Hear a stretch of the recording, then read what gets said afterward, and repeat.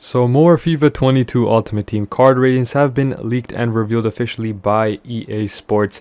And in today's video, I wanted to make an updated meta squad builder, a very budget team that you guys can go ahead and keep at the start and use in division rivals and foot champions. But before I get into today's video, if you guys are new, like I always say, hit the subscribe button and turn on notifications to keep updated with the channel. And by the end of this video, if you did go to enjoy it, a like rating would be greatly appreciated to help the YouTube algorithm. And now let's get started right into today's FIFA 22 squad builder. So this team is going to be in the 4-3-2-1 formation, and now two of these players may be pretty questionable in the price, but the reason why I tell you guys to buy these two cards, which I'll be talking about, is because they will be very good investments. Now, over time, for the first 2 weeks or so, this team will gradually go up. So the quickest possible that you guys can buy these players will be very beneficial for you and your squad itself, as well as your coin balance. But let's get started right into today's squad builder. Starting off in net, we have Marchesan. 81 rated, 6'2". You really don't need anything more, especially at the start. A very good all-rounder goalkeeper. But now moving on to the defensive line, which was one of the most strong suits of this team right here. In a right back position, we have ourselves James, which is one of the players that I've been talking about is going to be pretty questionable in his price, but he's going to be a very good investment, a very good right back in this game, and he's going to look very good, especially in the back. If you put an anchor or a shadow on him, will work very, very good, especially throughout the year. So that is why I put him in the team. Now moving on to the two center back positions, we have Pepe at right center back and Vertonghen at left center back. This two combo right here would probably be seen a lot because the pace is very amazing. Like for these two players, I thought that EA would really decrease their price just because their age, but 80 pace on Pepe, 76 on Vertonghen, and very, very good defensive and physical stats on them. That's all you really need. I believe both of them will have medium-high work rates as well, which makes it a very good center back duo right there. But moving on to finish off the defensive line, we have Grimaldo.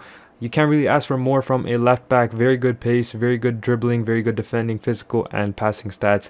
And that's all you really need. Someone that is very versatile and can play as well as in the midfield, but also come back and play as a fallback as well, which makes it a very, very good team right there. Now moving on to the midfield positions, we have ourselves Kovacic at right center mid, Gedson Fernandes at central center mid, and Miete at left center mid. Now these three are very good, very solid. The only downfall to it is probably Miete. I'd put a shadow on them if you want to use them. If not, you can probably replace them for another Liganos center mid, which will work out for you. But I know Gedson Fernandes and Kovacic will work very, very good. Kovacic obviously being more attacking role, so you can play him as a central attacking midfielder in game, and that's why I chose these three players. But now we're going to move on to the final three of the squad.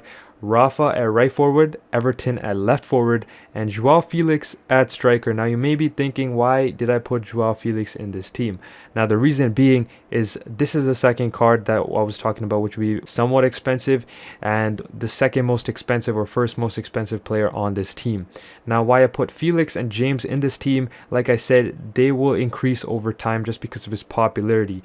But Joao Felix this year has competition because Correa from Atletico Madrid is now a striker in FIFA 22, and he, face stats wise, has a much better card than Joao Felix. He has 85 pace, 83 shooting, 78 passing, 87 dribbling, 49 defending, and 74 physical. All stats, face stats alone, are better than Joao Felix's. Now that might make Joao Felix's card, just price will go down because Correa would just be a more eye-pleasing or a more better looking card just by the face stats, but in games probably Joao Felix takes the edge because of his 5-star skills. Maybe he has 5-star weak foot this year, who knows, but Correa only would have a 4-star.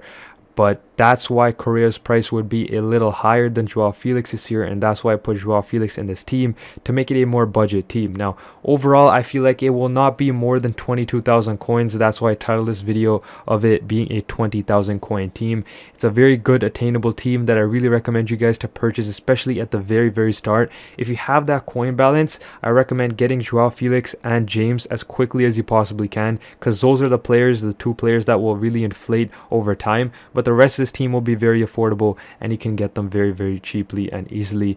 But that's been it for today's video. If you guys have any other suggestions for the squad that you may want to make, or any questions alone, leave them in the comment section. I'll be sure to answer every single question down there.